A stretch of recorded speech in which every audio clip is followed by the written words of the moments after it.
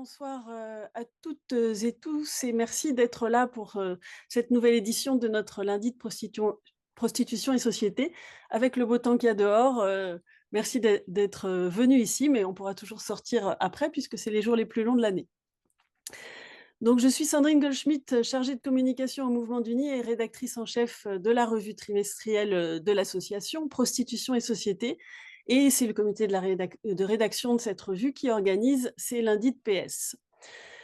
Ce soir, nous avons le plaisir de recevoir 3 femmes. Claire Quidet, présidente du Mouvement d'Uni, Maude Olivier, ancienne députée et qui a été la rapporteuse de la loi du 13 avril 2016, et Emma Siby, coordinatrice du plaidoyer à Cap International.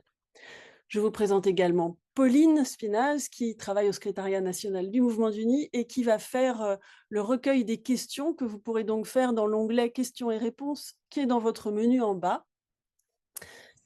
Pour ensuite pouvoir les poser parce qu'on aura un temps de questions après que nos invités auront pu s'exprimer. En plus, ce soir, on aura pas mal de petites vidéos et de petits extraits sonores, à vous faire écouter, notamment une vidéo d'Alexine, survivante, qui était également à Montréal. Voilà, donc avant, d'aller plus loin et de vous présenter, plus la thématique de la soirée, je vais partager mon écran. Voilà, une petite, manipulation rapide pour, déjà vous représenter donc, notre revue, trimestrielle, Prostitution et Société, qui existe, hein, depuis 1950. Ça, là, celui que vous voyez à l'écran, c'est le numéro 220. Donc, voilà, ça fait, pas mal de décennies que sous le nom de Prostitution et Société déjà, il existe, et ce numéro 220, si vous êtes déjà abonné, vous allez le recevoir, dans les jours qui viennent, en tout début de semaine prochaine. Il est consacré à la question de la formation au Mouvement d'Uni, ouvrir les yeux sur la violence prostitutionnelle, hein, parce qu'on sait que c'est pas possible d'accompagner correctement les personnes en situation de prostitution si on n'adopte pas le prisme qui est celui du Mouvement d'Uni, une posture féministe et selon laquelle, évidemment, la prostitution est dans le continuum des violences des hommes contre les femmes. Voilà, donc encore un numéro dans lequel, on espère que vous apprendrez beaucoup de choses. On peut notamment, continuer à faire exister ce magazine parce que, certaines et certains d'entre vous certainement sont abonnés, et donc Pauline va vous mettre dans le chat le lien, pour l'abonnement pour, celles et ceux qui ne le seraient pas encore. Voilà. Le comité de rédaction de Prostitution et Société a aussi été un peu, à l'origine avec les survivantes, puisque c'est d'abord une survivante qui nous en a parlé, puis d'autres qui se sont, rassemblées pour faire le podcast La vie en rouge, donc conçu et réalisé par des femmes ayant connu la prostitution, et qui est, sur les plateformes d'écoute depuis le 18 mars dernier. Et donc comme vous le voyez ici, donc vous avez le QR code si jamais vous voulez l'attraper avec votre téléphone, mais sinon Pauline peut vous mettre le lien vers le podcast dans le chat également. Donc depuis le début, déjà plus de 48 000, j'ai mis vues, mais ce sont des écoutes. Enfin, voilà, même si le podcast est aussi un peu sur YouTube. Donc on est très, très contente que la parole des survivants de la prostitution soit entendue de façon plus large que dans nos cercles habituels, et on espère que ça va continuer à se développer et à croître. Il reste encore, on a déjà sorti 15 épisodes, il y en a encore 3 plus un bonus. Ce matin, vous avez peut-être pour certaines ou certains déjà entendu un épisode sur la santé. Il va y avoir 3 épisodes d'Alexine et Rosalie sur la santé, les conséquences de la prostitution sur la santé. C'est vraiment aussi quelque chose de très enrichissant et très important à écouter. Voilà, les retours dans l'ensemble sur le podcast sont très positifs, et je vous propose, d'écouter un tout petit extrait du générique, pour introduire un peu voilà, pour donner le ton. On nous parle souvent du choix. Elles ont choisi. Elles aiment ça. Elles savent où elles vont. Nous, survivantes d'inceste, de violences intrafamiliales ou de prostitution, on cherche la dissociation. Nous, les survivantes de la prostitution, on est les dernières oubliées du mouvement MeToo. Moi, j'avais pas l'impression que c'était un métier, c'était un calvaire. Maintenant, j'ai 58 ans. J'avais 45 ans quand j'ai commencé. Alors, Comment une banale jeune fille qui a pas spécialement de problème dans sa vie peut se retrouver sur le chemin de la prostitution. Je suis survivante de la rue, je suis survivante de la prostitution. J'avais envie de tout détruire, de casser toute ma vie. Ben, je me retrouvais dans la prostitution de nouveau. On peut pas guérir le viol avec le viol. On a survécu. La vie en rouge, un podcast conçu et réalisé par des femmes ayant connu la prostitution. Voilà, donc peut-être vous connaissez déjà bien par cœur ce générique, mais vraiment, il y a déjà énormément de thématiques qu'on pourrait aborder ce soir qui seront présentes sur l'abolitionnisme.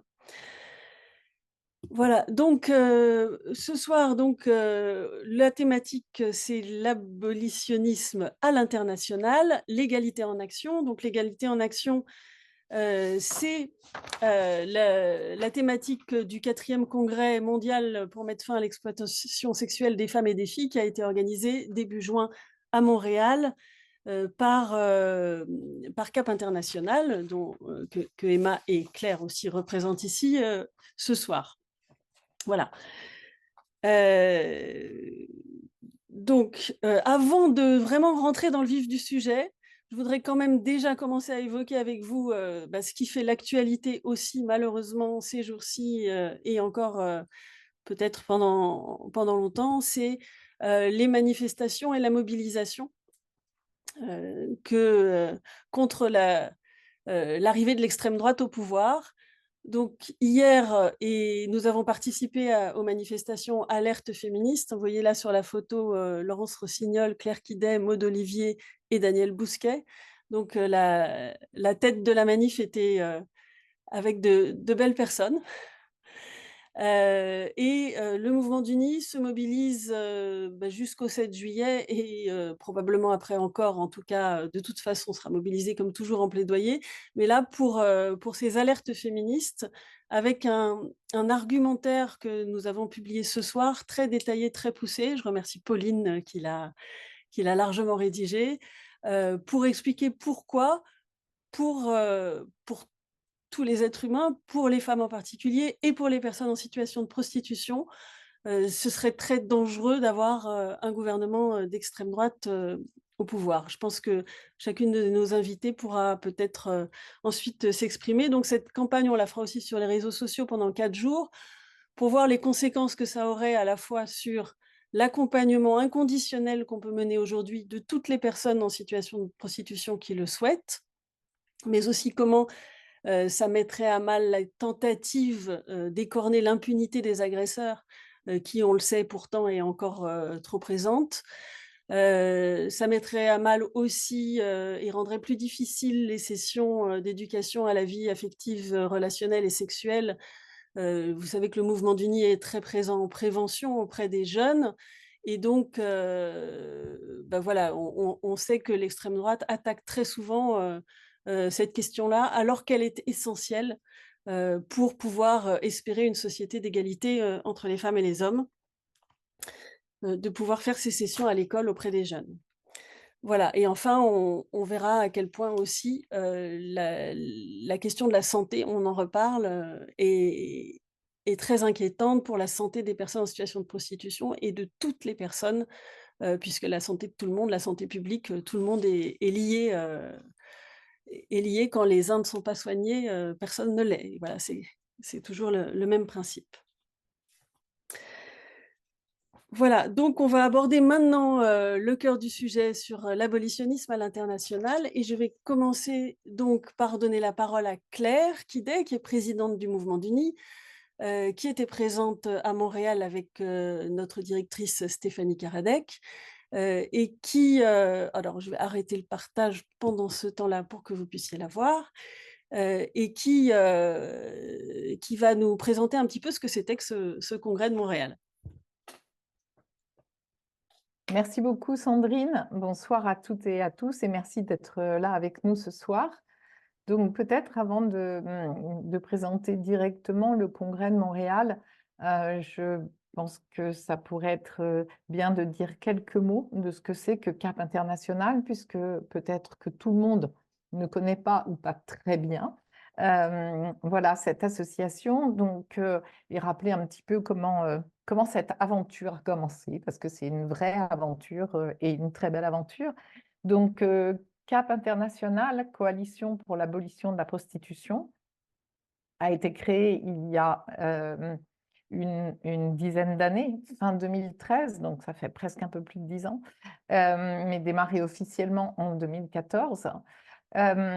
Et donc, c'était à l'origine parti d'un constat qui est qu'il existait à une époque ce qu'on appelait la Fédération abolitionniste internationale, qui a duré pendant et organisé des colloques, des conférences, qui a été active pendant des dizaines d'années et puis qui progressivement a été mise en sommeil. Beaucoup d'associations ne s'investissaient plus. Il y a eu aussi des désaccords à l'époque où on commençait à faire un peu de plaidoyer pour dire il faut absolument responsabiliser les agresseurs et il faut que les clients de la prostitution soient pénalisés, et toutes les associations n'étaient pas forcément encore prêtes à passer à cela. Et avec la disparition de la Fédération abolitionniste internationale, on était nombreuses et nombreux à regretter vraiment qu'il n'y ait pas une coalition forte qui porte la voix de l'abolitionnisme à l'international. Et c'est à partir de ce constat que nous avons décidé, alors c'était à l'origine le Mouvement d'Uni avec la Fondation CEL, donc nos deux associations se sont réunies en disant il faut qu'on relance une coalition internationale. Et à partir de là, tout a été très très vite, puisque dès que le projet a été lancé, on a les 9 premières associations qui se sont donc déclarées intéressées et qui ont constitué vraiment le socle de ce qu'est CAP International. Et puis, on a commencé donc voilà, à travailler avec ces 9 associations. L'objectif qui avait été fixé, et donc le but, en fait, la raison d'être de CAP International, c'est avant tout de faire du plaidoyer abolitionniste, c'est-à-dire de contribuer à l'adoption et à la mise en œuvre de législation et de politiques publiques abolitionnistes au niveau national et international. Et donc, pour ce faire, de renforcer les capacités de ses propres membres à mener leur plaidoyer au niveau national, et donc de leur apporter tout le soutien pour pouvoir s'organiser pour faire ça, et puis de coordonner aussi des actions de plaidoyer collectives, communes, pour peser au niveau international, auprès des instances internationales, européennes, etc. Donc ça, c'est vraiment l'objectif de CAP. Et l'idée qui avait été à la base de la création de CAP, c'était on réunit des associations dont l'objet premier, c'est de travailler auprès des personnes en situation de prostitution, donc des associations de terrain et des associations de survivantes. Et c'est en ça que CAP International est un peu unique, puisque finalement, c'est la seule coalition abolitionniste au monde qui regroupe des associations de terrain et des survivantes, donc qui ont toutes leurs actions de terrain dans leur propre pays, de rencontres, d'accueil, d'aide, de soutien, d'accompagnement des personnes en situation de prostitution, et qui donc, à partir de cette connaissance qu'elles ont du terrain, vont nourrir le plaidoyer international. Et l'intérêt étant aussi que CAP puisse venir les soutenir dans leur plaidoyer, parce que quand on est une asso de terrain, on le sait tout très bien, en tout cas on le sait très bien au Mouvement d'Uni, eh bien on a vraiment très souvent la tête dans nos actions, voilà, c'est notre priorité, on est auprès des personnes, et parfois on peut avoir tendance à délaisser un petit peu le côté plaidoyer qui pourtant est extrêmement important, puisque aider les personnes, c'est absolument essentiel et indispensable. Mais en revanche, si on se cantonne à ça et qu'on ne travaille pas sur les politiques publiques et sur les lois, on y sera encore dans des dizaines, voire des centaines d'années. Donc voilà l'objectif en fait de CAP International, qui a connu une croissance très rapide, puisque je vous disais 10 ans d'existence.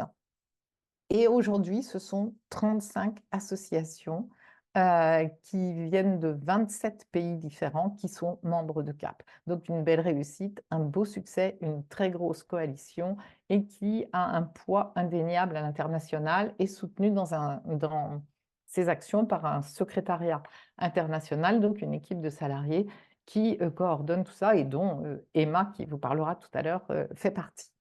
Donc voilà, évidemment, quand on est une si grosse coalition, éparpillée sur tous les continents, c'est difficile de se rencontrer et de se voir. Les occasions de le faire sont rares. Et c'est la raison pour laquelle CAP avait décidé d'organiser à peu près tous les 2 ans, 2 ans et demi, un grand congrès international où tous les membres se retrouvent. C'est l'occasion de tenir aussi l'Assemblée générale, mais d'en profiter pour aussi faire un gros événement public et donc d'inviter, d'ouvrir au public et à tous les gens qui sont intéressés. Donc, il y a déjà eu 4 congrès. Le premier, c'était celui de la création de CAP et il a eu lieu à Paris. Un deuxième congrès s'est tenu ensuite à New Delhi en Inde. Le troisième à Mayence en Allemagne. Et nous revenons donc, il y a à peine quelques semaines, du 4e congrès de CAP International qui s'est tenu à Montréal, au Canada. Et donc, très rapidement, pour dire à quel point voilà, CAP a progressé, c'est un congrès qui a attiré beaucoup de monde. Il y avait 400 personnes qui sont venues assister au débat, 2 journées de débat, voilà, de table ronde avec des personnes venues de très nombreux pays. Donc 400 personnes qui s'étaient inscrites. Et puis, je crois que ce qui a été vraiment très marquant pour ce congrès, c'est que c'est le premier congrès où il y avait autant de personnes, de survivantes de la prostitution qui sont venues et qui sont venues de partout, puisqu'il y avait évidemment beaucoup de survivantes québécoises, canadiennes, dont beaucoup de femmes autochtones d'ailleurs. Et puis, mais il y en avait aussi qui sont venus de Colombie, de France, de aussi loin que la Nouvelle-Zélande. Et ça, c'était vraiment un moment assez extraordinaire que d'avoir toutes ces personnes qui étaient présentes à ce très, très beau congrès. Et ce congrès a démarré, j'ai envie de dire, en fanfare, c'était presque ça, avec une marche des survivantes, justement. Ce sont donc les survivantes qui ont marché dans les rues de Montréal, suivies par toutes les associations de CAP et toutes les personnes qui ont voulu se joindre, et ont défilé dans Montréal la veille de l'ouverture officielle du congrès pour manifester leur souhait de voir l'abolitionnisme progresser partout dans le monde, parce que c'est le meilleur système pour aider les personnes en situation de prostitution et pour en finir avec cette violence et cet archaïsme hérité du patriarcat. Donc, je pense que Sandrine nous a préparé une petite vidéo qui va vous montrer un petit peu à quoi ressemblait cette manifestation. Alors même plusieurs vidéos et un extrait sonore, puisque tu viens de parler un petit peu du sens de l'abolitionnisme. Je voulais d'abord vous faire écouter un extrait du podcast La vie en rouge, d'un épisode qui a été enregistré par Valérie Pelletier, qui est survivante québécoise et qui était aussi présente au Congrès de Montréal. Et dans cet extrait, elle définit voilà, ce que c'est que l'abolitionnisme pour elle et l'objectif de société qui est le nôtre. Donc, au Canada, on a la même loi que vous avez en France. On l'a eu 2 ans avec vous. Donc, la loi dite modèle nordique abolitionniste. Donc, en clair, la loi, ce qu'elle vise à faire, c'est pas de dire aux femmes sors de la prostitution maintenant ou de lui dire quoi faire avec son corps. Ça n'a aucun lien. Parce qu'en fait, tu maintiens le droit de te prostituer toi-même. Ce qu'on fait, c'est qu'on s'assure d'enlever les tierces parties proxénètes et on s'assure de dire aux clients que ça n'a pas de sens de monnayer le consentement sexuel d'une femme. Et le but de cette loi-là, c'est qu'avec le temps, on va cesser de renouveler le système prostitutionnel. On va en venir à baisser la demande parce que le problème, c'est la demande. En une génération, on peut changer ça. Par exemple, en Suède, en Norvège, là où ils ont le modèle nordique depuis beaucoup plus longtemps que nous, mais c'est inconcevable pour un groupe de jeunes garçons d'aller fêter un enterrement de vie de garçon ou une graduation dans un bordel. C'est inconcevable, c'est super mal vu. Les nouveaux hommes qui grandissent dans une société dans laquelle on leur apprend que les femmes sont des personnes intègres et qu'elles doivent avoir le droit à leur sexualité à elles-mêmes, libre de...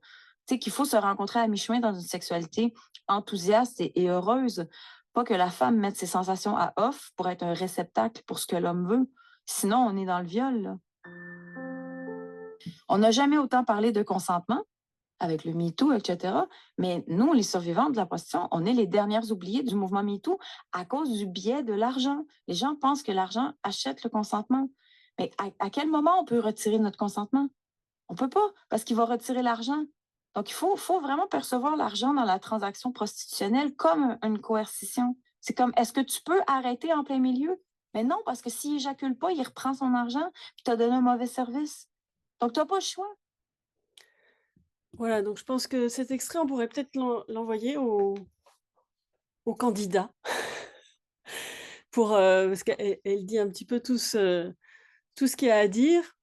Voilà, et donc maintenant, je vais faire la transition. Donc, je vais repartager mon écran pour que vous puissiez voir les vidéos. Alors, d'abord, une vidéo de la marche elle-même et ensuite, d'abord une vidéo, c'est la surprise du soir. Alexine, survivante française que vous connaissez bien, qui est dans pas mal d'épisodes de La Vie en Rouge, ne pouvait pas être présente avec nous. Bien sûr, on aurait voulu qu'elle soit là ce soir, mais alors elle nous a enregistré une petite vidéo de 4 minutes où elle parle justement de la marche à Montréal. Il faut que je la mette au début. Hop. Coucou, c'est moi, Alexine, du podcast La Vie en Rouge.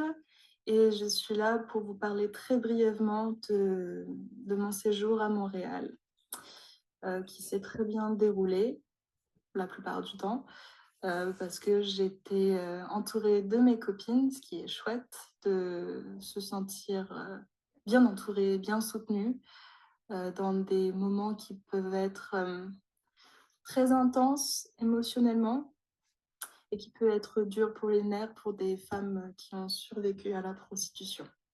Donc voilà, mais sinon, Montréal, c'est très joli et il faisait très beau. Beaucoup de chance parce que je croyais qu'il allait pleuvoir tout le temps, mais en fait, il a fait 30 degrés tous les jours presque. Donc c'était fort sympathique. Voilà. La marche a débuté le 1er juin vers 14h. D'ailleurs, avant 14h, j'ai vu, parce que j'étais là pour manger vers midi avant la marche, donc dans le coin, et il y avait un rassemblement de contre-manifestants locaux, pro-travail du sexe qui étaient là, ce qui m'a pas mal chamboulé avant la marche. J'avais envie de pleurer, j'avais envie de rager, c'était un peu énervant. Et en plus, ils avaient une très grande banderole, très laide, très moche, où c'était écrit blowjobs or real jobs. J'espère que vous comprenez l'anglais parce que j'ai absolument pas envie de traduire ce que ça veut dire. Mais voilà, ça m'avait mis sur les nerfs. Et je sais pas ce que les passants se disaient en voyant ce genre de banderole, mais il y en a plusieurs qui les prenaient en photo en mode « Oh, t'as vu ça ?» Et voilà. Je sais pas, je suis pas dans leur tête, mais j'ai aussi remarqué que dans plusieurs abribus, il y avait des campagnes anti-traite humaine, traite humaine spécifiquement sur l'exploitation sexuelle. Donc, je pense que la ville fait déjà campagne parce qu'il y avait aussi campagne, je sais pas si c'est abolitionniste, mais en tout cas, voilà, pour sensibiliser, parce qu'il y avait aussi l'événement de Formule 1. Et comme on le sait, les événements sportifs, il y a énormément de trafic, trafic, ça se dirait comme ça en français, voilà, plaque tournante pour la prostitution et la drogue aussi. Donc voilà. Et donc, ça s'est passé sans débordement, sans heurte. Il y avait la police, des policiers en chevaux d'ailleurs aussi pour nous suivre. C'était un peu cocasse. Et voilà, pas de problème. À savoir que les manifestations militantes au Canada sont très festives. Il y a beaucoup de musique. Ce n'est pas des manifestations à laquelle moi je suis habituée. Enfin, je suis une activiste. Et les manifestations auxquelles moi je suis habituée, des trucs très énervés, avec des slogans énervés, parce qu'on est là pour faire savoir notre ras-le-bol. Et en fait, c'est pas marrant de dénoncer les violences faites aux femmes. Donc voilà, mais sinon, voilà, c'était ambiance un peu Pride. Et enfin, j'ai essayé de me prêter au jeu et d'apprécier le moment quand même, parce que d'autres survivantes disaient, bah écoutez, c'est une fierté pour nous d'avoir survécu à tout ça et ça ne nous pose pas de problème, pour certaines, j'ai perdu mon cheminement de pensée. C'est pas un problème de manifester en chantant, ce qui est chouette. Voilà, donc pour voir comment c'était sur place, on a 2 petites vidéos de la marche. Alors elles sont vous allez surtout entendre le son, hein.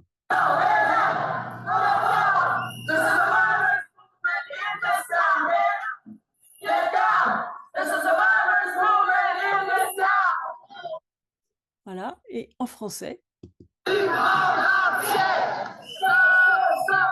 Solidarité avec les survivants du monde entier.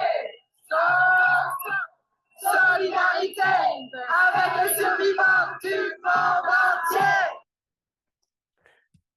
Voilà, vous avez une petite idée de l'ambiance, Claire.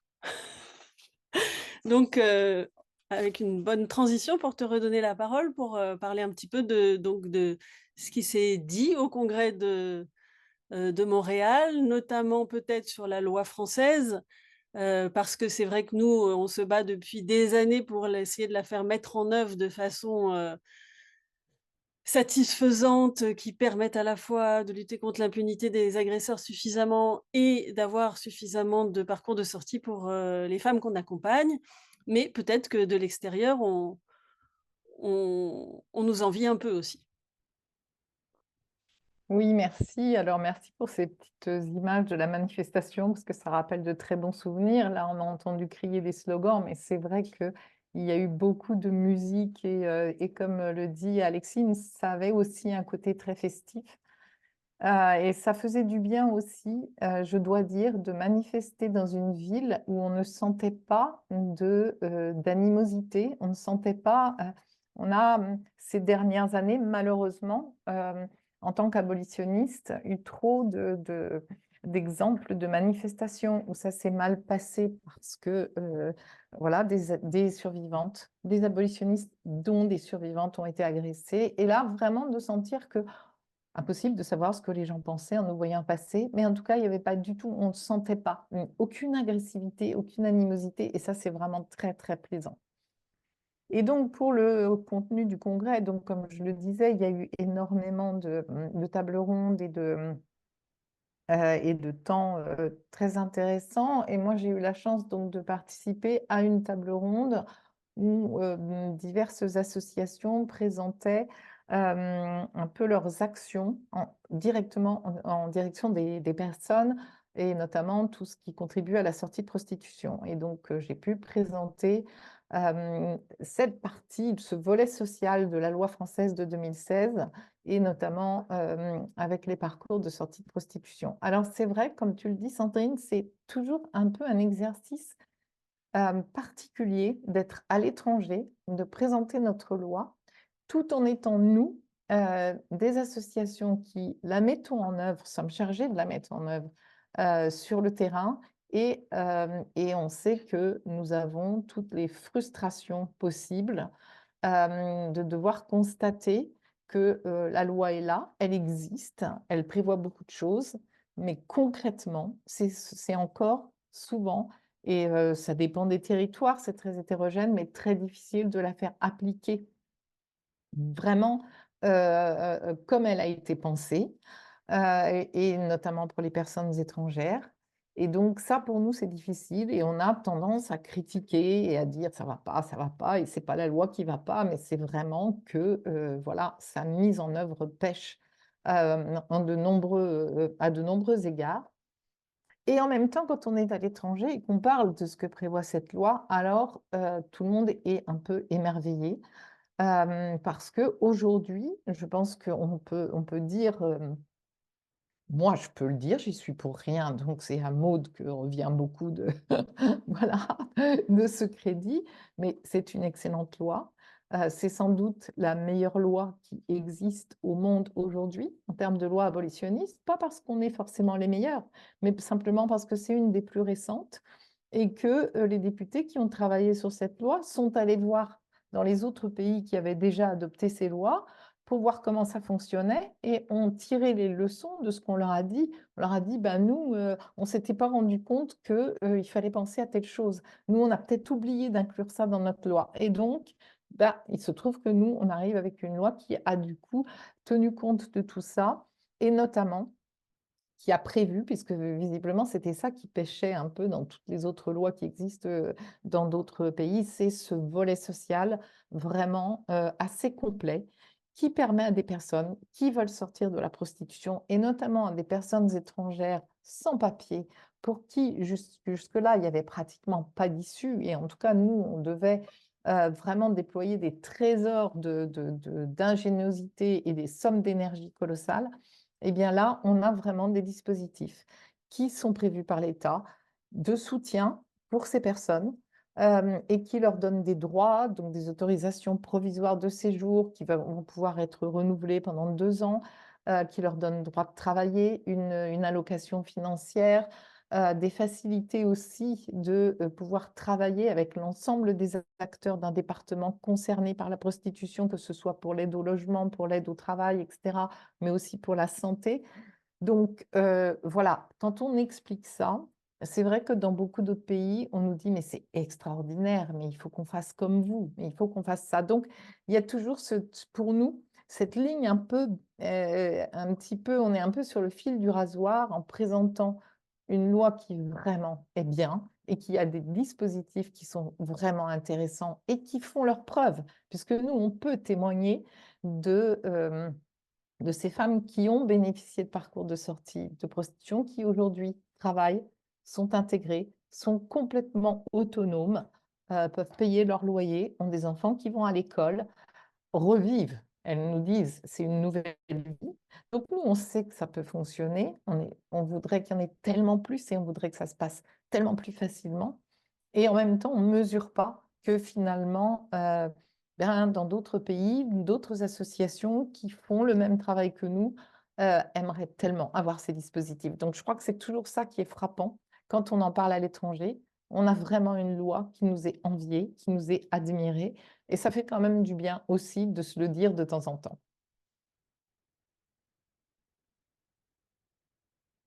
Je t'entends pas, Sandrine. Oui, oui, j'avais coupé le micro. Oui, oui, merci Claire. Tout à fait. C'est aussi, je pense, que Maud Olivier, donc, qui est ancienne députée et qui a écrit cette loi qui est là aujourd'hui et dont on espère qu'elle va rester demain, peut témoigner, je pense. Alors, Maud, peut-être avant de dire un mot sur la situation française, à l'international à Montréal, tu as participé notamment à un panel avec d'autres représentants d'autres pays qui travaillent à la législation abolitionniste. Alors, on dirait que depuis la France, il n'y a pas beaucoup de pays qui ont adopté le modèle. Il y a notamment l'Espagne où on l'espère. Donc, comment est-ce que ça se passe ailleurs et qu'est-ce que tu as ressenti là-bas? Voilà, toi aussi, est-ce qu'on est très envié en France? Voilà, tout ça.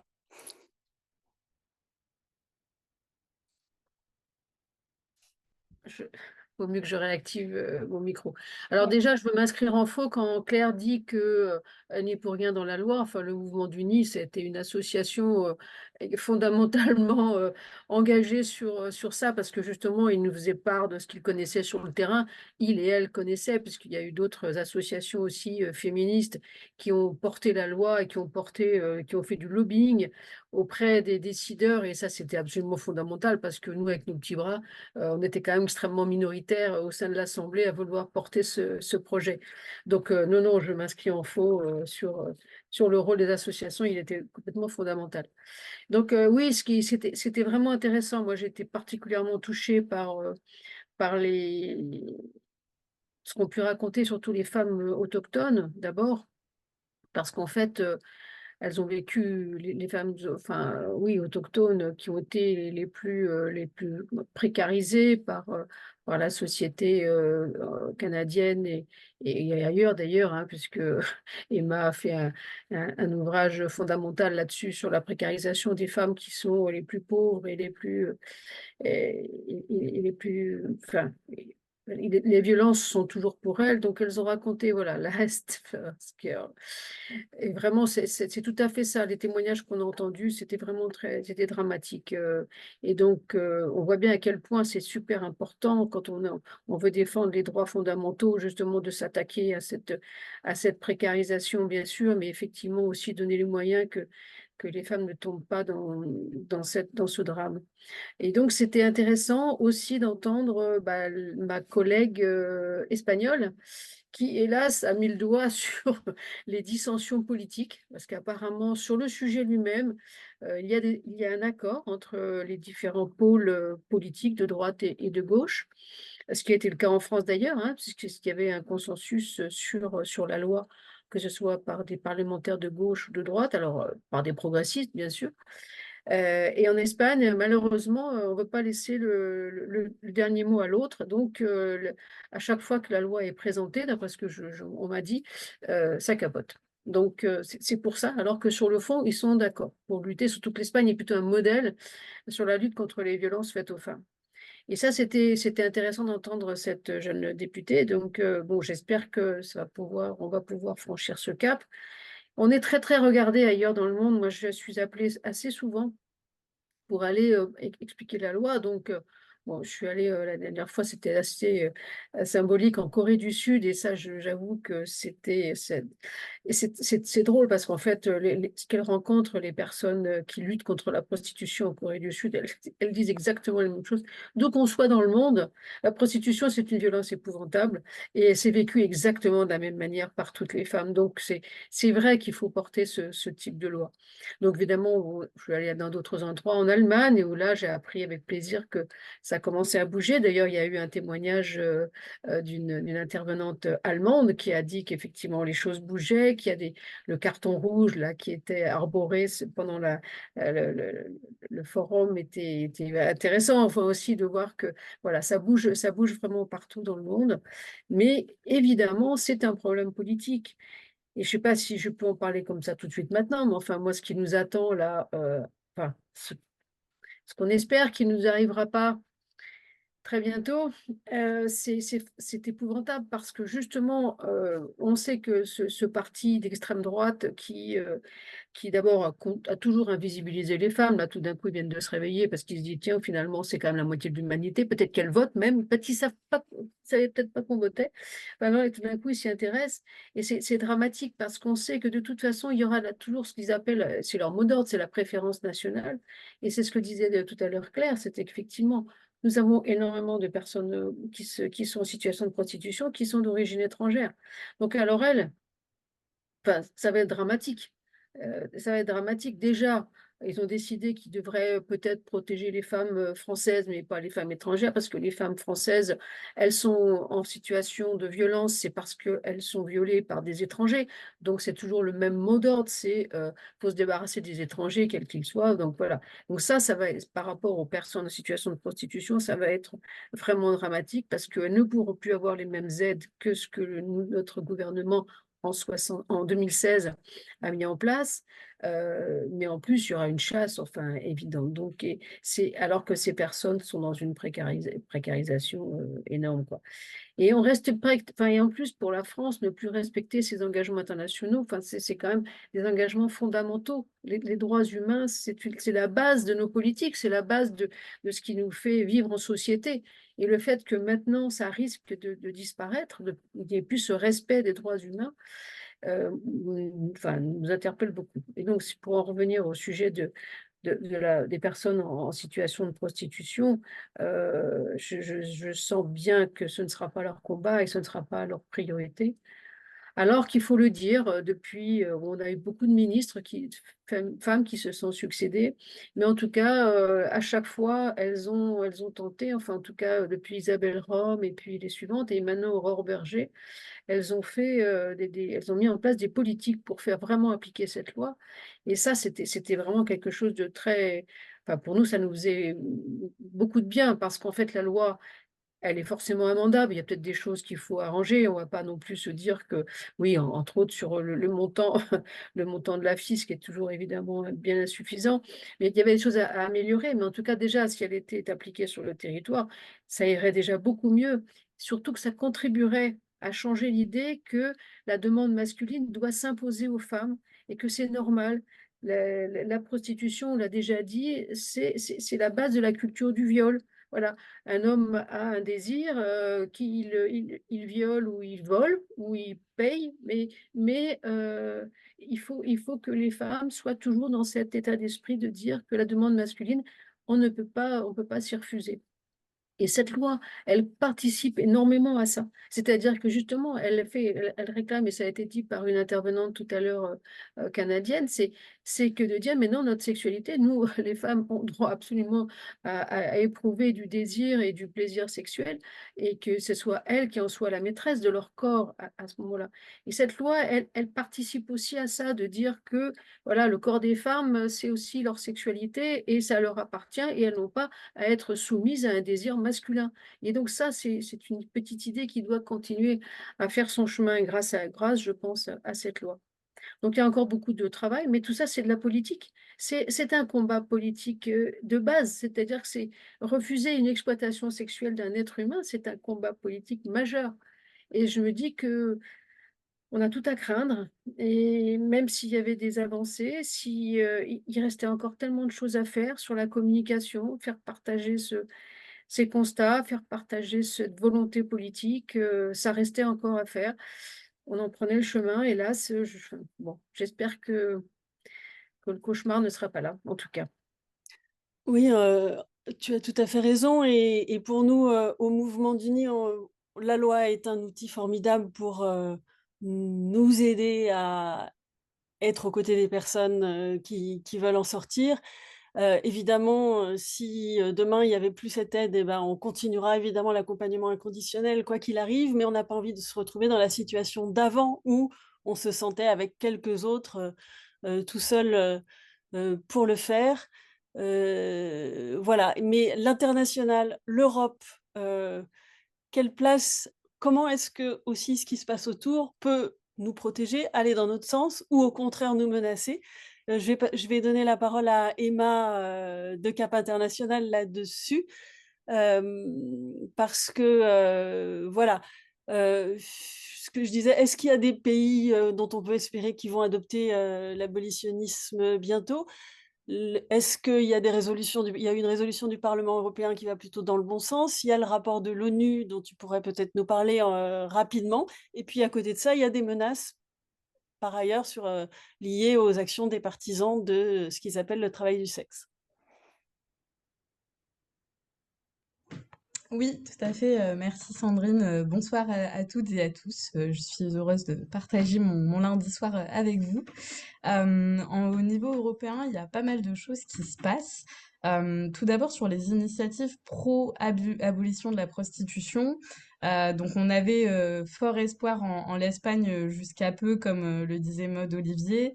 Effectivement, l'Espagne, c'est un des partis où il y a un consensus pour faire passer le modèle abolitionniste au Parlement entre le Parti socialiste et le parti de droite. Pour autant, à cause de manœuvres politiciennes, on va dire, personne ne veut vraiment céder et soutenir la proposition de loi abolitionniste de l'autre parti afin de s'unir de manière transpartisane. Donc en Espagne, on est malheureusement dans une situation qui est bloquée. On verra ce que ça donnera par la suite, mais on a d'autres pays où il y a quelques avancées qui donnent un peu d'espoir. Il y a l'Allemagne notamment. L'Allemagne, c'est un pays qui a légalisé la prostitution en 2002. Donc ça fait quand même plus de 20 ans qu'ils ont un modèle qui considère que la prostitution est un travail du sexe, qui dépénalise le proxénétisme, qui dépénalise l'achat d'actes sexuels. Et ce que l'on voit depuis peu en Allemagne, depuis 2-3 ans, c'est qu'il y a un revirement sur cette législation et il y a une prise de conscience qui est en train de se passer au niveau du Parlement. Le parti de la CDU-CSU, donc parti centre-droit, a notamment adopté une résolution interne à leur comité des droits des femmes sur le modèle abolitionniste qui disait que l'Allemagne devait aller en ce sens, qu'aujourd'hui on voyait après 20 ans de politique qui réglemente la prostitution que c'est un échec total, que l'Allemagne est devenue une plaque tournante de la prostitution, de la traite des êtres humains à des fins d'exploitation sexuelle, qu'aujourd'hui, vu que la demande est dépénalisée, la demande a aussi explosé. On a presque 1 million d'hommes qui achètent du sexe par jour en Allemagne, c'est une moyenne qui est énorme. Et donc il y a une volonté de tarir cette demande, de se remettre un peu sur le droit chemin, avec aussi une sorte de respect envers le droit international des droits humains qui, lui, appelle les États à décourager la demande. Donc il y a des petits changements qui se passent au niveau allemand, ça se passe au Parlement, c'est soutenu par un vrai mouvement féministe. Il y a une coalition allemande qui s'appelle l'Alliance pour le modèle nordique, qui est l'équivalent un peu de notre collectif Abolition 2012 à l'époque, qui pousse justement les politiciens et les politiciennes à passer le pas et à faire du lobbying pour le modèle abolitionniste. On a ces quelques opportunités-là, et après on a aussi des petits pays comme la Lituanie ou la Lettonie, où il y a aussi un début de mouvement abolitionniste féministe qui est en train de se créer au niveau de la société civile, avec des coalitions qui, là encore, vont faire du plaidoyer envers leurs parlementaires ou leur gouvernement. Voilà un peu pour la situation. En termes de menaces, on en a aussi quelques-unes. Donc vous n'êtes pas sans savoir que la législation française abolitionniste est actuellement devant la Cour européenne des droits de l'homme. Elle a été du coup remise en question par un collectif de travailleurs et de travailleuses du sexe, comme ces personnes s'auto-identifient.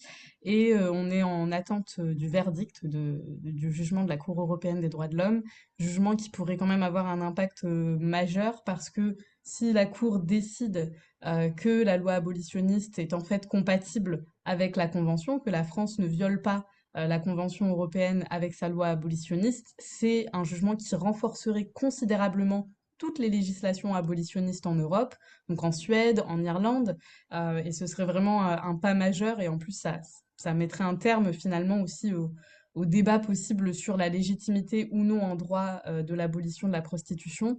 Au contraire, si la Cour juge que la France, si la Cour condamne la France pour sa loi abolitionniste, là ce sont un peu les législations abolitionnistes dans différents pays qui se verraient remettre un peu en danger. Donc on est en attente de ce jugement-là. Par ailleurs, au Conseil de l'Europe, il y a quelques petites initiatives aussi au niveau de l'Assemblée parlementaire du Conseil de l'Europe, de faire passer des rapports qui promeuvent la dépénalisation totale de la prostitution. Donc aujourd'hui, je suis moi-même à Strasbourg pour participer à une audition sur le sujet demain et porter la voix des abolitionnistes dans le débat. Et puis enfin, sur la menace aussi de la montée de l'extrême droite, qui là pose un réel problème sur tous les droits des femmes de manière générale. Mais ce que l'on voit, c'est que au niveau européen, l'extrême droite, à la suite des élections européennes, est arrivée en tête dans 5 pays. Donc la France, l'Italie, l'Autriche, la Hongrie et la Belgique. C'est quand même c'est quand même très inquiétant, c'est très alarmant.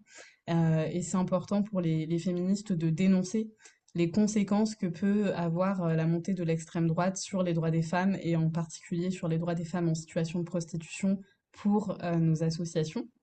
Donc, Cap International, nous, la Coalition pour l'abolition de la prostitution, on a publié un communiqué il y a quelques jours sur justement la montée de l'extrême droite qui pose des risques et qui est une réelle menace au féminisme abolitionniste. On le voit bien partout dans les programmes d'extrême droite. les politiques racistes, xénophobes, sexistes de ces partis qui reposent sur justement la préférence nationale, comme le disait Maud, donc le fait d'accorder des droits sociaux, économiques, tels le logement, l'emploi, la protection sociale à une catégorie de la population et de rejeter ces mêmes droits pour les personnes étrangères, c'est un réel problème qui se pose pour toute la société. C'est un réel problème qui se pose pour les personnes en situation de prostitution parce que même au niveau européen, 70% des personnes en situation de prostitution sont des femmes migrantes. Et donc, que va-t-il advenir de leurs droits? Que va-t-il advenir de leur protection, de leur accès aux droits les plus fondamentaux avec ces partis au pouvoir qui seront à même de détricoter tous les acquis féministes, tous les acquis de politique antiraciste que nos associations ont pu aussi mener sur le sujet. Et puis en fait, il faut aussi bien se rappeler que sur le sujet même de la prostitution, les partis d'extrême droite ont souvent une vision qui vont normaliser, banaliser la prostitution, qui ils considèrent que la prostitution est un mal nécessaire et en quelque sorte qui vise à satisfaire les besoins sexuels irrépressibles des hommes. On voit bien dans les idées d'extrême droite l'ancrage très fort du patriarcat et en fait tout simplement leur position sur la prostitution suit cette tradition patriarcale de désir, de volonté des hommes d'accéder au corps des femmes, de le contrôler. On peut penser à la tribune des 343 salauds qui avait été publiée en France à l'époque, je crois que c'était en 2013, tribune qui réclamait pour les hommes le droit d'accéder à leur pute, hein, littéralement, parce que la tribune s'appelait « Touche pas à ma pute », et tribune qui disait, voilà, nous, hommes, on devrait avoir le droit d'acheter des femmes, on devrait avoir le droit de quitter notre épouse de temps en temps pour aller consommer du sexe, et il faut arrêter avec les discours qui visent à mettre un terme à cette liberté des hommes d'acheter du sexe. Et parmi les signataires de cette tribune, il y avait non seulement de nombreux hommes qui étaient accusés, qui étaient des auteurs de violences, qui étaient accusés de violences sexistes et sexuelles, et des personnalités d'extrême droite comme Éric Zemmour. Donc il faut bien se rappeler que voilà, et il faut bien rappeler à la société que les partis d'extrême droite ne sont jamais les alliés des femmes et qu'ils sont au contraire un ennemi qu'il faut combattre le plus fermement possible. Oui, merci beaucoup Emma. Et alors concrètement, je ne sais pas si vous avez déjà eu le temps ou l'occasion de voir, mais là où il y a des partis d'extrême droite au pouvoir sur la prostitution, on a des exemples de ce qu'ils font ou... Sur la prostitution, on a en fait ce qu'on peut observer, et donc il y a une vraie analyse à faire, c'est qu'il y a une certaine tolérance envers la prostitution pour les partis d'extrême droite et pour les partis même qui sont dans une sorte d'ultra-conservatisme religieux. On peut penser par exemple à la Turquie, où dans le pays, les politiques sur la prostitution sont extrêmement tolérantes. Donc les bordels sont... En fait, c'est assez paradoxal parce que dans de nombreux pays, il peut y avoir le système prohibitionniste, donc qui va interdire la prostitution de manière totale en pénalisant aussi les personnes prostituées. Mais ce que l'on voit, c'est qu'en pratique, il y a une très très forte tolérance sur ces sujets-là. Donc il y a la Turquie, mais il y a aussi l'Inde, par exemple, avec un gouvernement qui est très nationaliste, qui est dans un système prohibitionniste de la prostitution, mais en pratique, l'Inde compte les quartiers rouges les plus grands d'Asie, avec près de, des centaines de milliers de personnes qui sont exploitées dans la prostitution dans ces zones-là, avec aussi une forte corruption entre police, gouvernement pour maintenir ces zones de prostitution.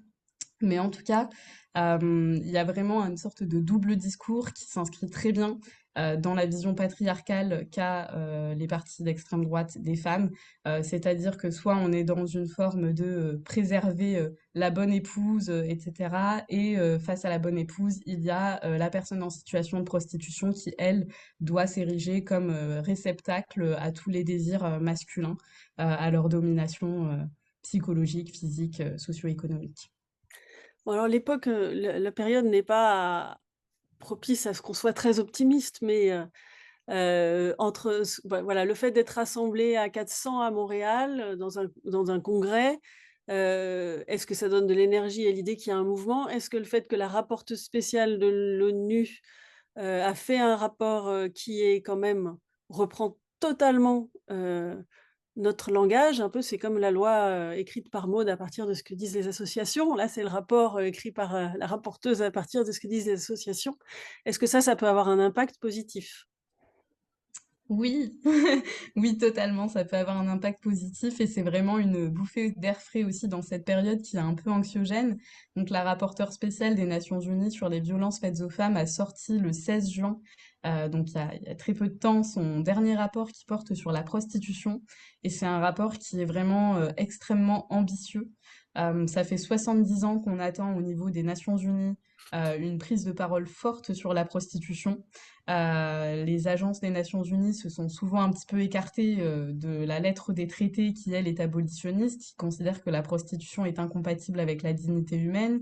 Donc on a beaucoup d'agences des Nations Unies comme ONU-SIDA, par exemple, qui ont adopté des positions visant à légaliser le travail du sexe parce que, enfin, dans une logique de réduction des risques. Et aujourd'hui, on a la rapporteure spéciale des Nations Unies sur les violences faites aux femmes qui vient aussi un peu remettre les pendules à l'heure et qui dit dans son rapport qui est extrêmement fouillé, qui est fondé sur 300 contributions de la société civile de partout dans le monde, y compris voilà, des associations avec lesquelles on a des divergences, des consultations avec 86 expertes de haut niveau, des survivantes de la prostitution également, et qui nous dit la prostitution est une forme aggravée de violence faite aux femmes, est un système qui est alimenté par multiples discriminations, que ce soit le patriarcat, le racisme, la domination de classe, qui vient aussi pointer du doigt la responsabilité des auteurs et donc le rôle des clients de la prostitution comme agresseurs, le rôle des proxénètes,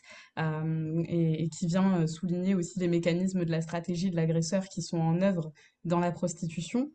C'est vraiment un rapport qui est extrêmement ambitieux, qui reprend toutes les recommandations de nos associations, que ce soit le Mouvement du Nid, que ce soit la Coalition pour l'abolition de la prostitution, et qui va aussi dire que le modèle, elle va faire une analyse des différents modèles législatifs sur la prostitution et dire que finalement le modèle réglementariste, donc qui vise à légaliser la prostitution, est contraire à l'article 1 de la Convention sur l'interdiction de la torture, parce que justement c'est un modèle qui va promouvoir la prostitution qui a les mêmes séquelles psychologiques et physiques que les victimes de la torture peuvent expérimenter. Et elle va dire que le modèle abolitionniste est le modèle... Ah, il y en a une petite coupure du côté de Emma. Et donc, on est vraiment dans quelque chose de très très fort. Elle finit ses recommandations en disant que le modèle abolitionniste et ses 5 piliers, donc dépénalisation des personnes prostituées, parcours de sortie, interdiction d'achat d'actes sexuels, interdiction du proxénétisme et stratégie de prévention sur la non-marchandisation du corps, c'est la voie à suivre. C'est le modèle qui s'inscrit dans les droits humains et c'est celui que les États se doivent d'adopter pour protéger les femmes et les filles de la violence. Voilà. Merci beaucoup Emma. J'en profite pour signaler, je ne sais pas si c'est déjà publié, ça va être publié en français bientôt, demain ou après-demain, je pense. Une survivante, Luba Fein, est à l'origine d'une pétition internationale. Donc, c'est des survivantes internationales et des associations fondées par des survivantes qui a produit un texte contre l'expression travail du sexe et qui explique pourquoi cette expression ne peut en rien correspondre, ni la voix des victimes de la prostitution, ni ne correspond à la réalité de ce qui est vécu dans la prostitution. Je trouvais que ce texte absolument remarquable, et là il est traduit en français, et donc voilà, il va être proposé aussi aux signatures des survivantes françaises, et donc je pense qu'on le mettra sur nos sites, vous pourrez le lire également.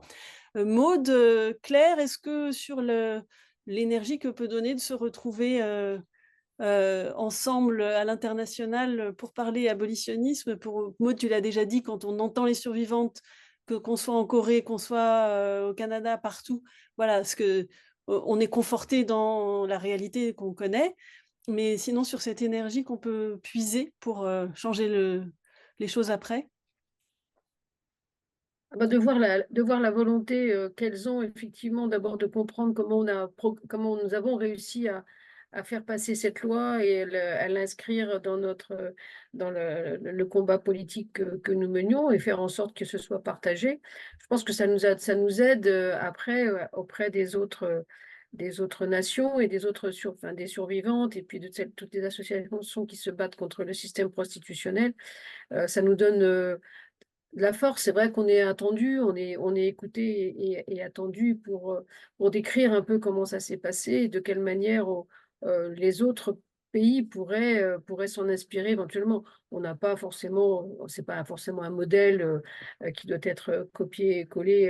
Je pense qu'il faut l'adapter, mais il faut garder l'état d'esprit en tout cas. Et ça me semble important, surtout sur l'aspect d'accompagnement des personnes prostituées. Encore une fois, je crois que ça fait partie des choses qui sont bien relevées par les autres pays quand on en parle.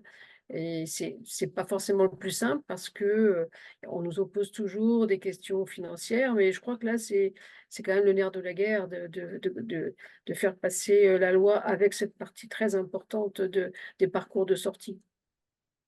D'accord, merci Maude. Je vous rappelle que vous pouvez poser des questions dans le petit module QR qui est en bas de votre écran. Claire, tu voulais ajouter quelque chose là-dessus ou peut-être sur la Je crois que situation actuelle? oui, sur l'énergie, en tout cas, avec laquelle on revient d'un congrès comme celui qui s'est déroulé à Montréal, je crois que ça fait quand même, il faut le dire aussi, ça fait énormément de bien parce qu'on est pendant 2 jours avec des personnes qui viennent du monde entier et pourtant on parle toutes et tous la même langue. On se sent vraiment chez soi, alors qu'on est vraiment dans un milieu tellement multiculturel.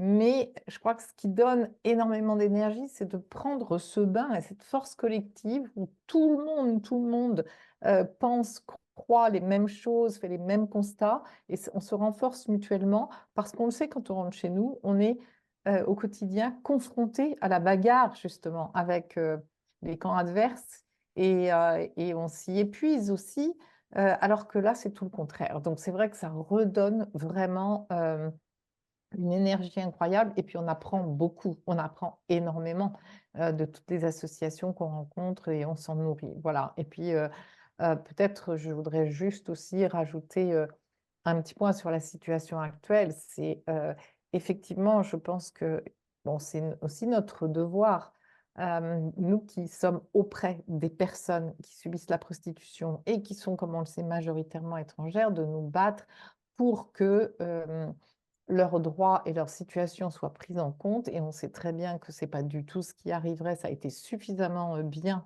dit déjà aussi par Emma et par Maude. Mais nous, on a vraiment cette responsabilité de se bagarrer pour que ça n'arrive pas parce que on sait très bien que tout le travail que nous faisons aujourd'hui risque de ne plus être possible et que nous n'aurons plus les moyens de pouvoir aider ces femmes. Et je voudrais juste vous donner un petit exemple, puisque nous tenons des permanences d'accueil dans un certain nombre de nos délégations. Dans ces permanences, les femmes commencent à nous dire la peur qu'elles ont et qu'elles éprouvent aujourd'hui. Et certaines nous demandaient, mais je crois que je ne vais plus pouvoir sortir dans la rue. Et donc, c'en est à ce point-là. Et donc, je pense que cette peur aussi qu'elles éprouvent aujourd'hui, ça doit nous faire redoubler, je pense, si on n'était pas suffisamment motivés, mais d'efforts pour tout faire pour que ça n'arrive pas. Oui, merci Claire, effectivement. Ça me fait penser, comme beaucoup d'entre vous le savent certainement, j'organise un festival féministe de films documentaires et on a fait la sélection du festival ce week-end. On a choisi de s'appeler pour le 28 et le 29 septembre Femmes en résistance aux frontières, au pluriel, c'est pas un hasard. Et on diffusera un film qui s'appelle Au lendemain de l'Odyssée, je crois, qui est passé d'ailleurs au congrès de Montréal, de Helen Doyle, qui montre le parcours des femmes, notamment nigérianes, qui ont traversé la Méditerranée et qui ont été victimes de traite à des fins de prostitution et victimes de multiples violences, tortures, etc. Et pour celles qui ont réussi à en sortir en arrivant en Italie, le chemin qui montre ce chemin de la reconstruction. Et évidemment, on ne peut pas s'imaginer qu'on ne puisse plus, on n'accueille déjà pas suffisamment bien toutes ces femmes et toutes les personnes. Et voilà. Et donc, ce film nous inspire aussi pour montrer quel est le chemin à suivre, qui n'est vraiment pas celui qui seraient suivis en cas de catastrophe électorale. Pauline, est-ce qu'on aurait peut-être une question au moins? Oui, tout à fait. Merci beaucoup à toutes. Pour votre bonne information, si sur celles qui n'avaient pas vu aussi, j'ai essayé de mettre les références qui avaient été citées par Emma ou Maud ou Claire dans le chat. Il y a 2 petites questions. Une peut-être pour Emma en particulier, pour le CAP, pour savoir est-ce qu'il y a souvent des nouvelles associations qui rejoignent le collectif? Et ensuite, une question plus de comment on fait un peu pour débunker les contre-arguments qu'on peut recevoir, notamment une question de Harmonie qui me disait que le lobby proxénète s'arroge souvent le monopole du terme progressisme en discréditant l'abolitionnisme, en nous faisant passer pour un mouvement conservateur. Et elle aimerait savoir quelle réponse simple on pourrait faire à une personne qui est juste mal informée et qui classe par conséquent l'abolitionnisme et le féminisme dit radical parmi les idéologies conservatrices. Alors peut-être que je vais déjà donner une première réponse à ça, d'autres pourront le dire. Moi, je pense que ça peut être difficile, surtout quand on a beaucoup l'habitude de tout reprendre à zéro et puis de se sentir légitime ou d'être reconnu comme légitime par la personne en face. Moi, aujourd'hui, je trouve qu'avec La Vie en rouge, il faut en renvoyer vers La Vie en rouge. Parce que le podcast où les survivantes elles-mêmes, donc les 7 femmes qui l'ont fait, et peut-être qu'il y en aura d'autres l'année prochaine, vraiment ça impacte énormément tous les retours qu'on a. On voit progressivement une compréhension du phénomène. Voilà, bon, pour le reste, je vous laisse répondre. Je peux répondre du coup sur les 2 questions, mais donc en premier lieu, est-ce que CAP a souvent des nouvelles assos dans son réseau? CAP a 2 membres par pays en fait. Donc on ne peut pas dépasser cette, on va dire, cette limite qu'on s'est fixée pour qu'on ait une bonne répartition géographique. Mais oui, approximativement une nouvelle rentrée par an dans notre coalition. Voilà, souvent, il faut que l'objectif premier soit d'accompagner les personnes prostituées sur le terrain. Et du coup, que ce ne soit pas une asso qui candidate dans un pays où on a déjà 2 assos. Et puis, sur la question du progressisme, c'est une très bonne question. Et en fait, je pense que, comme tu dis, Sandrine, donc tout d'abord, renvoyer vers la parole des survivantes, c'est hyper important. Et maintenant qu'on a cet outil précieux qui est qui est le podcast La Vie en rouge fait par des survivantes, c'est super, je pense, pour les apéros où on est challengé sur le sujet.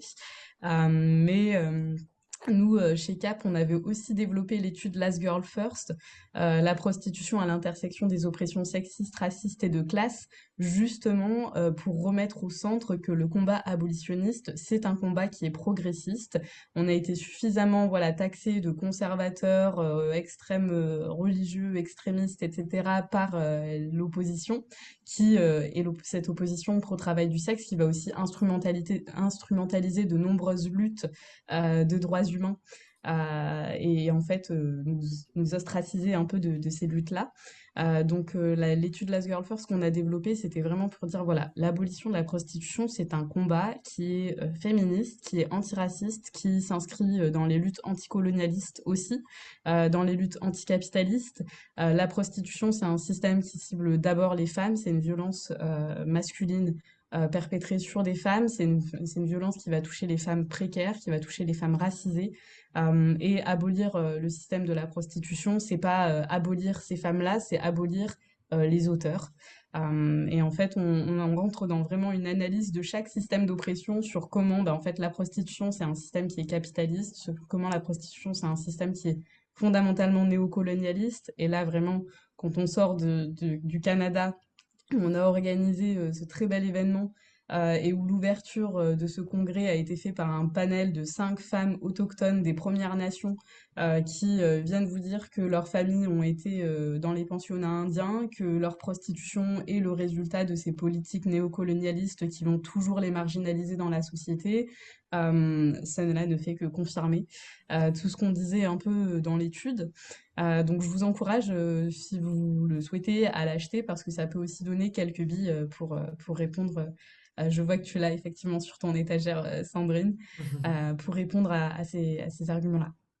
Merci Emma, mais je pense que, alors c'était une des questions que j'aurais Oui, je vais peut-être. pouvoir te poser, c'était sur l'effet justement depuis 2 ans de cet argumentaire, mais finalement le meilleur signe que l'argument est fort, j'ai été voir ce que l'association du camp d'en face écrivait ces derniers jours. Et en fait, une des caractéristiques quand on a des arguments puissants, c'est qu'ils les reprennent à leur compte. Et donc, quand on a commencé à parler de Joséphine Butler sur l'abolitionnisme, maintenant ils disent oui, mais Joséphine Butler, c'était pas le même abolitionniste que les méchants abolitionnistes aujourd'hui. Et alors, les oppressions croisées, on les retrouve partout dans leur discours maintenant. Je pense que ça marche bien. Alors ça marche. On commence à infuser. Quelque chose. Claire, tu voulais... Oui, juste un petit mot aussi pour dire sur cette question, parce qu'effectivement, elle est intéressante et on est toujours un peu démunis quand on doit, en 2 mots, essayer de tordre le cou à tout un tas d'idées qui sont véhiculées. Je pense que quand même, c'est assez extraordinaire cet argument c'est le camp des pro-travail du sexe qui est progressiste. C'est quand même toujours se reposer ce que c'est que la prostitution, c'est le droit qu'on donne aux hommes de pouvoir avoir l'accès sexuel aux femmes ou aux enfants ou à d'autres hommes d'ailleurs, moyennant une rémunération, c'est-à-dire que c'est un conservatoire vraiment au contraire d'archaïsme qui perpétue cette idée que les hommes ont droit au sexe partout, tout le temps. Alors avant, ils pouvaient violer, ils ne peuvent plus, parce que c'est un crime. Ils ne peuvent plus harceler non plus sexuellement au travail. Enfin, ils ne peuvent plus, selon la loi. Mais ils pourraient toujours, finalement, pouvoir accéder donc sexuellement à des corps de femmes pour leurs besoins sexuels. Il suffit qu'ils donnent de l'argent. Donc, en fait, voilà, c'est montrer à quel point, au contraire, c'est un endroit où c'est le pire du conservatisme, du patriarcat, de la domination masculine, et que ça va complètement à l'encontre de tous les mouvements de libération des femmes d'abord, et puis de lutte contre les violences, et puis les derniers MeToo, etc., et que ça n'a plus aucun sens. Et donc, pour moi, si on veut avoir une petite touche un peu optimiste dans ces temps un peu troublés, on sait qu'on y arrivera. Je ne sais pas quand, parce que c'est le sens de l'histoire. Évidemment que c'est progressiste et que ça va dans le sens de l'histoire. Merci beaucoup à toutes pour vos apports. Et je me permettrai juste aussi de rajouter qu'en plus, c'est quand même ce dont on est toujours accusé en tant que féministe, d'être toujours des moralistes conservatrices, et que c'est un vieil argument qui nous ressort, mais que déjà les féministes des années 70 entendaient. Donc, voilà, c'est toujours, ils n'ont même pas le panache d'être un minimum original, donc c'est assez ridicule. Je me permets juste, il y avait une autre question de la part de Liliane. Peut-être Emma et Claire, vous pourrez répondre vu que vous y aviez été. Elle demandait est-ce qu'au Canada aussi, les associations pro-proxénétisme essaient par tous les moyens et sur tous les réseaux de décrédibiliser aussi le mouvement abolitionniste. Merci. Oui, oui, tout à fait. Nous, on l'a bien vu, même dans l'organisation de cet événement-là, le Congrès mondial abolitionniste.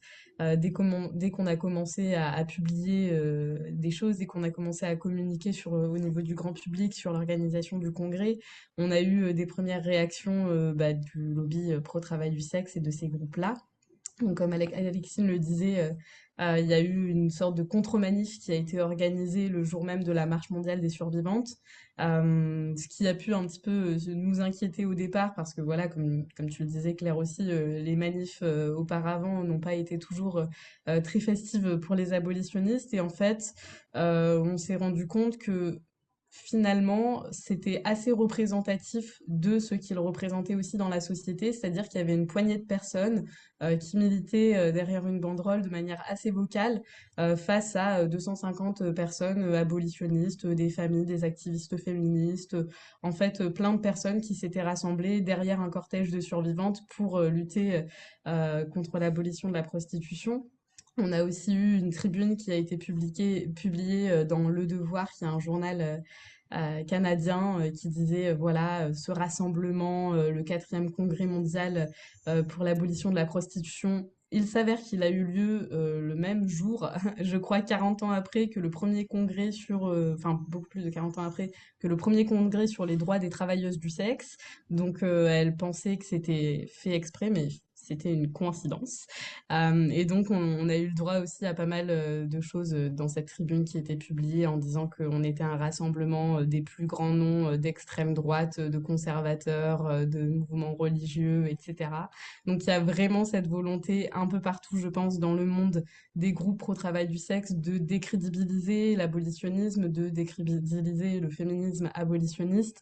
Mais finalement, moi j'ai l'impression que les messages sont assez limités, ou en tout cas qu'ils peinent à porter, parce que quand on voit une banderole avec écrit Blowjobs are real jobs, et quand on voyait la réaction en fait des personnes qui étaient dans le square et qui regardaient ça un peu d'un air très sceptique, on se dit que voilà, les messages ne portent peut-être pas autant que les nôtres, parce que les nôtres s'inscrivent justement dans une marche progressiste et dans la marche de l'histoire, comme tu disais, Claire. Mais je vous laisse réagir, Claire et Maud, vous étiez aussi là. Enfin, moi, je pourrais dire, il n'était pas en tête de la manif en France hier, même pas du tout. Et ensuite, alors au Canada et partout, en fait, il y a toujours des attaques législatives. Au Canada, il y a eu, la loi a aussi été contestée devant l'équivalent du Conseil constitutionnel, et ça a été définitivement débouté l'an dernier. Donc c'est vraiment les mêmes processus de réaction à l'adoption des lois abolitionnistes qui se passent dans tous les pays, que ce soit dans la rue, sur les réseaux sociaux ou de manière législative. Voilà, c'est des méthodes bien organisées et bien huilées qui sont toujours assez systématiques. Je pense qu'il y a un courant de pensée qui est extrêmement dommageable là, sur cette question de la lutte contre l'abolitionnisme. C'est ce qu'on entend, c'est ce que moi j'appellerais le libertarisme, c'est-à-dire au nom de la liberté. Donc on défend la liberté à tout crin, donc on ne se pose pas la question de savoir jusqu'où elle peut aller, la liberté. Hein, donc on est face à des personnes qui considèrent que on a le droit de faire ce qu'on veut. Et avec le mépris total de ceux qui, effectivement, n'ont pas vraiment la volonté de le faire, mais le subissent. Et donc, je crois que c'est quelque chose sur laquelle il faudrait vraiment qu'on insiste, c'est sur le fait que c'est pas par choix que les femmes, que des femmes ou des hommes d'ailleurs, tombent dans la prostitution ou se mettent en situation de prostitution. C'est pas par choix. On le voit bien dans toutes les enquêtes. Et j'ai participé il y a 2 jours à un congrès à Clermont-Ferrand sur la prostitution des jeunes. Enfin, on sait très bien comment on arrive à la prostitution. On sait que c'est un continuum de violence intrafamiliale, pas forcément, enfin, sexuelle et autres d'ailleurs, mais c'est un continuum qui fait qu'on voit bien que les chiffres sont parlants. 80% des jeunes qui sont en situation de prostitution ont vécu des violences dans les années d'avant. Donc tout ça, faut arrêter de dire que c'est le consentement, qu'elles le veulent bien, que c'est la liberté. La liberté de quoi? Quand on a besoin de se nourrir ou de nourrir ses enfants, parce que évidemment, ce sont des cas très fréquents aussi. Quand on a besoin de vivre, de se nourrir et qu'on est dans une précarité totale, comment on peut parler de liberté? De liberté de quoi? De la liberté de vivre, tout simplement. Donc on se laisse aller, c'est ce qu'on a toujours dit dans nos arguments, quand on pourrait être prêt aussi à... Vous savez, je raconte toujours ça parce que je trouve que c'est assez frappant. Il y a eu au Conseil d'État, grâce à la maire d'une commune de l'Essonne d'ailleurs, elle a demandé qu'on interdise un jeu de cirque qui était du lancer de nains. Alors, il y avait des lancers de nains qui faisaient, soi-disant, qui amusaient beaucoup les gens, sauf qu'elle a été la première à dire, mais c'est proprement scandaleux que la dignité de ces personnes soit comme ça bafouée. Donc, elle a fait un recours auprès du Conseil d'État pour interdire les lancers de nains. Et les personnes, les nains, ont protesté, on disait, mais de quoi on va vivre? Vous vous rendez compte de quoi on va vivre? Sauf que c'est passé au Conseil d'État et que maintenant c'est interdit en France. Et on applaudit des deux mains. Parce que la dignité des personnes, elle est quand même au-delà de ça. Alors évidemment, il faut trouver des solutions pour ces personnes en situation de précarité. C'est clair que là, la société est responsable, qu'il y ait des gens qui en soient obligés d'aller vendre un acte sexuel parce qu'elles n'ont pas de quoi manger. Enfin, ça, c'est notre société tout entière. Et je crois que là-dessus, malheureusement, on ne pourra pas compter sur ce qui nous attend pour répondre à cette question-là. Mais ça, je trouve que c'est un argument de base. Non, la liberté, c'est pas ça. La liberté, c'est de vivre dignement. C'est pas d'être obligé d'en passer par là. Et encore une fois, la liberté sexuelle, c'est celle des hommes, c'est pas celle des femmes. Il faut m'expliquer si vraiment pour elles, c'est une liberté de se dire qu'elles vont se servir de leur corps comme d'une marchandise. C'est pas une liberté. Enfin, tout ça, il y a toujours les mêmes arguments, mais on se dit qu'effectivement, ils ne sont pas entendus. Ben, moi, je pense que aussi derrière tous ces mouvements contre l'abolition, c'est beaucoup des hommes, en fait. Alors, ils envoient les femmes en première ligne, hein. Ils envoient des femmes pour être leur porte-parole parce qu'elles n'ont pas vraiment le choix. Soit c'est des proxénètes, soit elles sont dans une telle précarité qu'elles n'ont pas vraiment le choix. Mais en fait, derrière, ce sont les hommes qui revendiquent de lutter contre ce droit qu'ils estimaient être inaliénable, qu'on ne devait pas leur retirer et de profiter du corps de la femme, quoi.